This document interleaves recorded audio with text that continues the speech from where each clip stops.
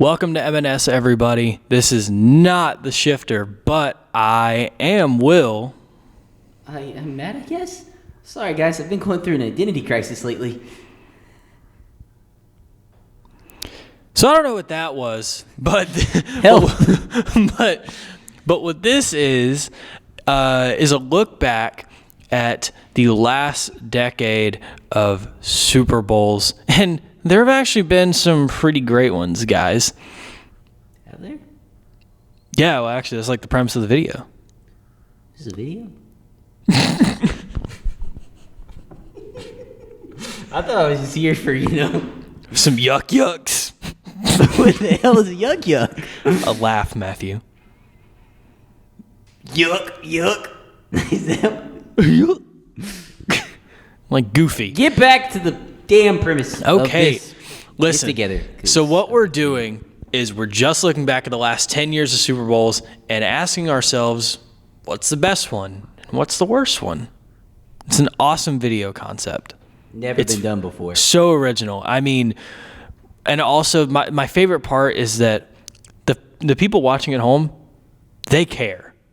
Like, they are dying to know what we think is the best Super Bowl. 65 of you. Yeah. So anyway, let's get the elephant. We'll address the elephant in the room first. What's the worst Super Bowl of the last 10 years, Matt? The Seahawks versus the Broncos. Yeah, Super Bowl 48. I remember being very excited for this game as a kid. I actually remember the special Ultimate Team cards because back then I was a kid and I was EA had me in the palm of their hand, so I played Ultimate Team. But I remember the special cards for the Super Bowl, and I was really hyped because it's like the best offense of the decade versus the best defense of the decade. Statistically, that Broncos offense might be the best of all time. Yeah. Led by Peyton Manning.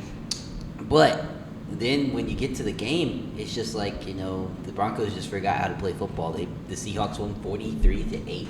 It all started at the very beginning of the game when the snap went over Peyton Manning's very large. That big old head of his. How could the snap, at least hit him in the forehead? It's a big-ass target. I don't know how you miss it. Jeff Saturday would never.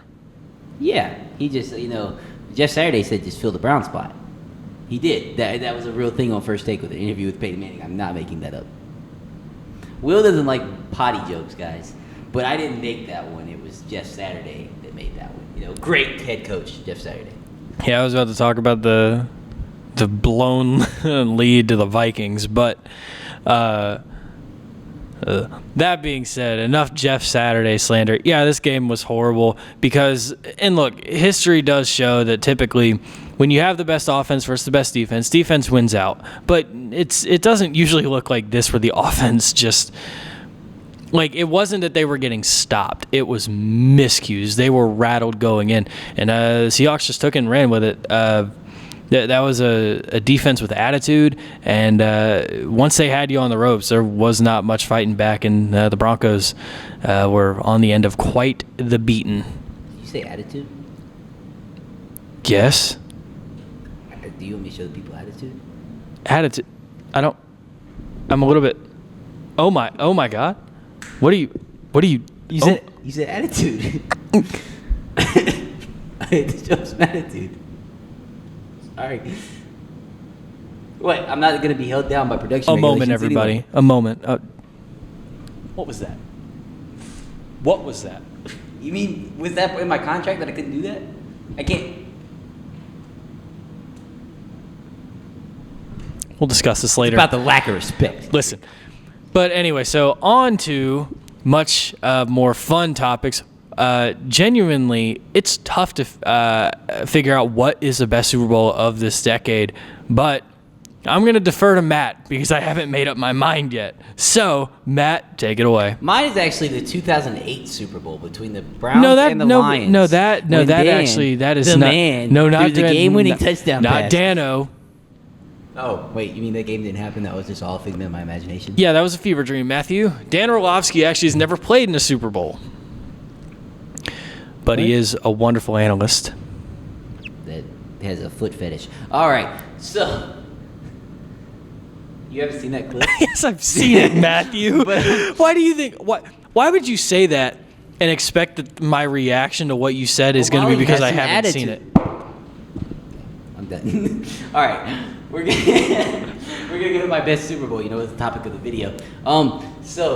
We live in the great state of Georgia. I'm about to piss off a lot of Falcons fans, especially that one that drives past me in the parking services CSU car every single day. Thank you for not giving me a ticket, but I'm sick of you driving past me saying, "How about them Cowboys?" After we lost in the playoff game to his Packers. Congratulations, by the way. But dude, you didn't even make them. Desmond Ritter's your starting quarterback. Get a grip. Now we're gonna talk about the worst moment in your life. But so. When we go to this game, you know, the Falcons, they start off real hot. They take a 28-3 lead. It seemed like all the GOAT talks for Tom Brady and Bill Belichick were going to come to an end on this night. But they would all be ignited by one of the greatest comebacks in not only NFL history, but sports history as a whole. When Tom Brady would lead his team back, you had a lot of crazy moments that allowed for this to happen, such as the fumble in the middle of the fourth quarter, horrible clock management by Dan Quinn and the boys. That one hurts. Then you also have the insane catch by Julian Edelman, man. What a catch. To this day. Like, that guy has some grit. That guy has a high motor. He's coachable. You know, he's tough. Guy. He plays the game the right way. You might even say he has some attitude. No, we wouldn't say that. So, I'm so sorry. I'm going to stop. I'm going to put an end to this disrespect. But in the end, we would head to overtime after one of the greatest comebacks of all time. And at that point, it kind of felt inevitable that the Patriots would win. James White rushes in for his career-defining touchdown. The Patriots win 34-28. Just an all-around legendary Super Bowl that I think we're going to talk about 30 to 40, 50, 60 years from now. And I think it's just a timeless game. Yeah, no, I mean, I 100% agree. And we kind of talked about this in the production meeting that we totally had for this video. We're not ad-libbing at all. But we talked about this where, like, we both kind of felt like there was a comeback brewing, but not necessarily one that they would be able to win the game. Like, I felt like it would be a similar result to the playoff game in 2021 where Brady almost came back against the Rams, but couldn't quite pull it off. The other thing I never want to get overshadowed about this game is, wow, prime Julio Jones was ridiculous. And Some attitude? No, he didn't, Matthew. You stop that right now. Okay. you silly man. But no, you silly goose. And I will say, like, I was pulling for the Falcons in this game, so it wasn't like it was the result that I wanted. But it's one of the greatest moments in sports history. So that being said, my pick for best Super Bowl of all time also is one of the more iconic moments in sports history. And it would actually be the year after that worst Super Bowl that we talked about, Super Bowl 49 between the Patriots and the Seahawks. Not quite best offense versus best defense, but one of the best offenses versus one of the best defenses, if not the best defense. This was Legion of Boom versus Tom Brady. This was the beginning of the Seahawks dynasty versus what people thought could be the end of the Patriots dynasty. Nope, not that at all, but people thought that. So this game was back and forth. I feel like all the main characters got to shine in this thing, and eventually it gets down to the end. The Patriots have the lead, and Russell Wilson and the boys are driving. And miraculously, I'm assuming. Well, are we sure it was? Anyway, so we get down to the end of this thing. Brady and the boys have the lead, but Russell Wilson and his boys, well, they start driving. They say, Tom, it's our time. And the viewers don't know that yet. Spoilers. Well, Tom has some attitude. Stop that. No. I'm not gonna do it. Just keep. Get along with the chlorophyll. The chlorophyll? Go what are we watch Billy Madison. Anyway, so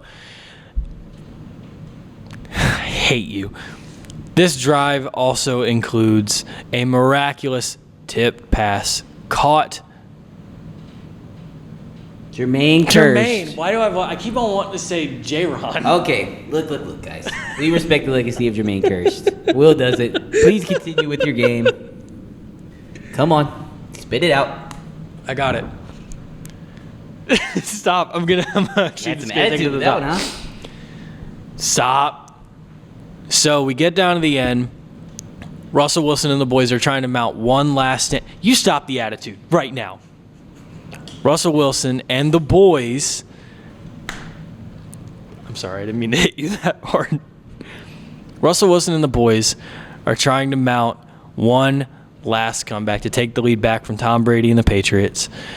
And it takes everything, including a chaotic tipped catch by Jermaine Kearse. So we get down to the goal line,